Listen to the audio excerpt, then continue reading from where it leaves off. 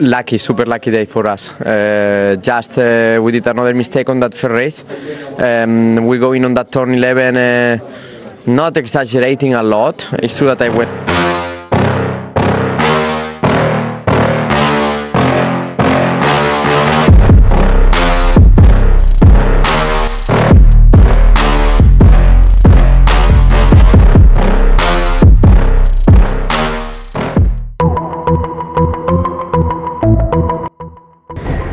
Assalamualaikum warahmatullahi wabarakatuh, sahabat Radio GP dimanapun kalian berada dan fan Marc Marquez dimanapun kalian berada. Selamat malam atau sore. Sebelumnya kita berselawat dulu seperti biasa. Allahumma salli ala Sayyidina Muhammad, Allahumma salli ala Sayyidina Muhammad, Allahumma salli ala Sayyidina Muhammad sallallahu alaihi wasallam. Welcome back to my channel Radio GP.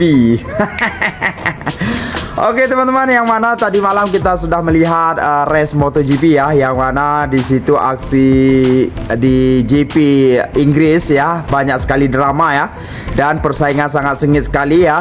Ada insiden crash di situ yang terjadi karena aspal di sirkuit Silverstone terjadi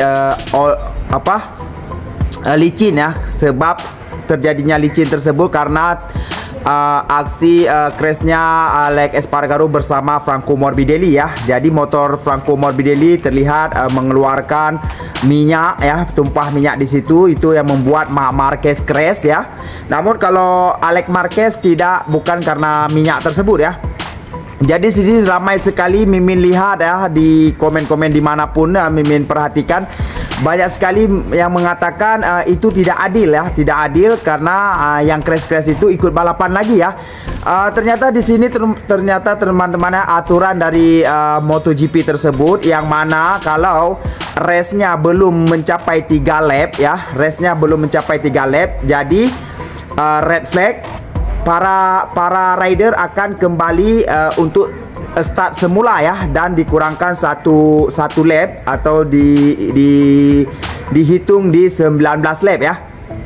Jadi di sini aturannya crash semalam, Marc Marquez crash, Alex Marquez crash di awal lap, dan Marc Marquez crash setelah itu, yaitu sebelum race 3 lap ya, sebelum 3 lap. Jadi mereka Alex Espargaro dan Franco Morbidelli juga diuntungkan dan mereka bisa start ulang karena terjadi red flag di situ ya. Oke, itu ya. Jadi banyak sekali di fan-fan sebelah sana yang aduh gimana gitu ya. Tidak puas hati, apalagi jagoannya crash gitu ya.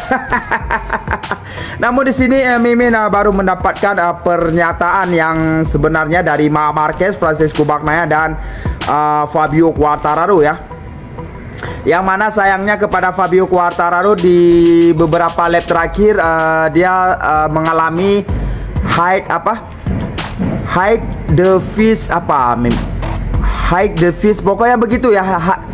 Right high the fish ya, maksudnya itu suspensi ya, suspensi untuk naik turunnya itu macet ternyata teman-teman. Jadi di situ Fabio Quartararo harus mengakhiri kepuncaannya ya, padahal dia sudah meninggalkan hampir 5 detik kalau nggak salah Mimin ya, hampir 5 detik meninggalkan rider lain ya. Namun harus berakhir karena motornya rusak, suspensi naik turunnya rusak. Itu membuat Fabio Quartararo menjadi gila ya, maksudnya menjadi gila. Dia menangis sejadi-jadinya, walaupun kalau Mimin pun kalau di pihak Fabio Quartararo pun akan gimana gitu ya. Namun apa boleh buat, itulah permainan ya, ada bagus, ada tidak bagus ya. Jadi di sini untuk pernyataan dari Fabio Quartararo, yang mana dia mengatakan kami akan kembali tapi saya tidak tahu itu kapan. Dia bilang kerusakan right hide the fish pada putaran ke-12 yang membuat bagian belakangnya macet pada posisi terpasang sejak ia memasuki tikungan ke-6, memaksanya untuk menaruh motornya di tepi pit lane dan menangis di pinggir lintasan. Kami akan kembali, saya tidak tahu kapan akan kembali, tetapi akan ada trik di mana kami akan lebih kesulitan.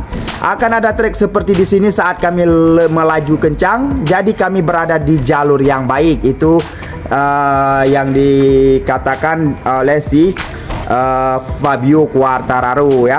Dan untuk Untuk Marc Marquez ya, untuk Marc Marquez di sini walaupun dia berhasil finish di P3, ternyata Marc Marquez sangat kesal sekali ya, sangat kesal sekali. Karena apa? Karena walaupun kesal, Marc Marquez mengatakan itu satu keuntungan juga untuk keluarga Marquez, yaitu Alex Marquez dan Marc Marquez, karena ada red flag tersebut dan mereka bisa mencoba naik kembali ya, bisa mencoba red lagi. Namun kesalnya si Marc Marquez yang mana dia di race pertama sangat memimpin ya, dan crash dan red flag, dan setelah menukar ban dan motor baru itu membuat tidak nyaman atau ada sesuatu yang salah Marc Marquez. Dan itu dia tidak menyalahkan tim dan dia tidak menyalahkan siapapun, cuma hanya kesal sahaja gitu, walaupun mendapatkan di posisi ketiga.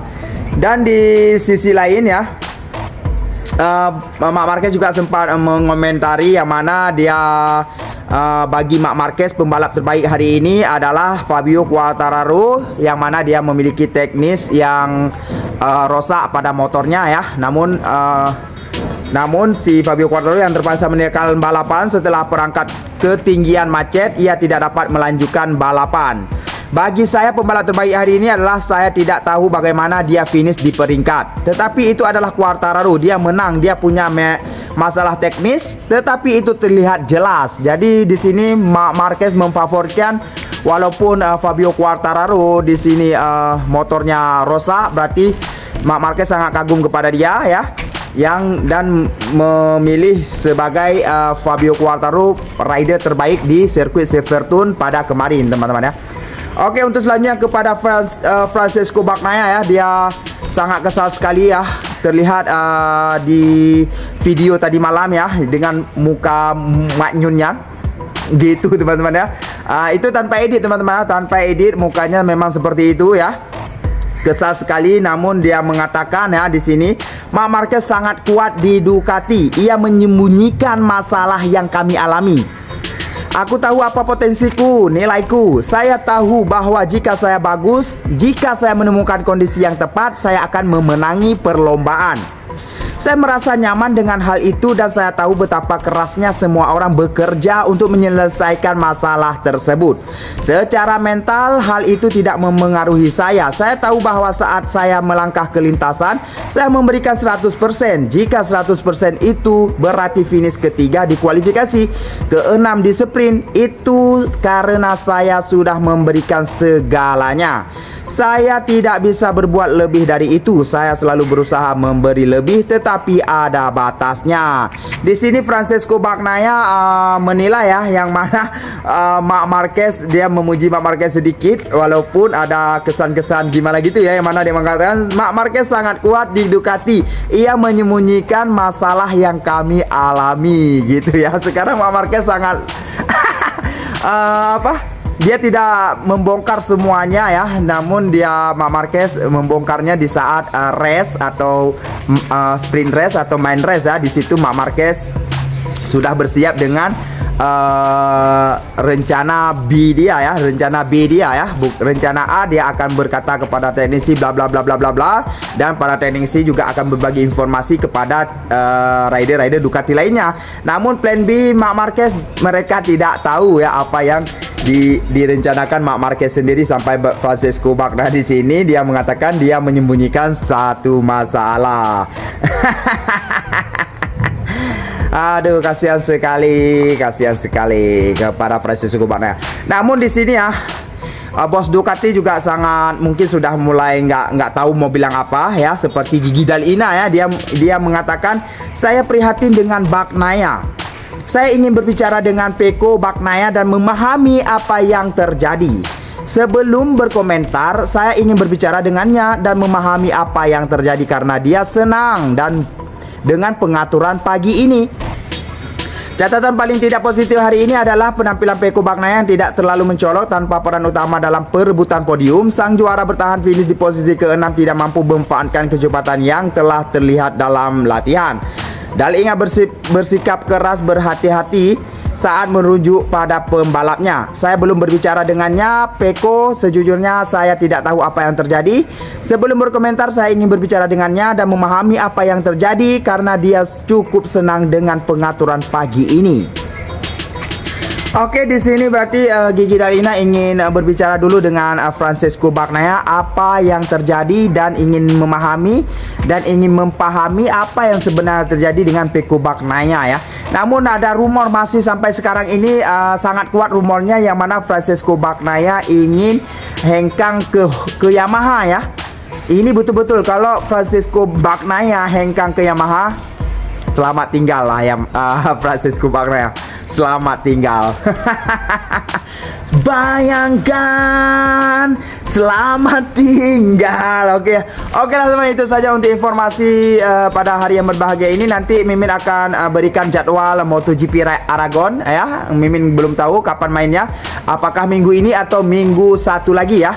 Pokoknya race selanjutnya itu MotoGP Aragon Spanyol teman-teman ya, kandangnya Marc Marquez kata teman-teman di situ. Sampai jumpa di video selanjutnya. Jangan lupa berselawat seperti biasa. Allahumma sholli ala sayyidina Muhammad. Allahumma sholli ala sayyidina Muhammad. Allahumma sholli ala sayyidina Muhammad sallallahu alaihi wasallam. Wassalamualaikum warahmatullahi wabarakatuh.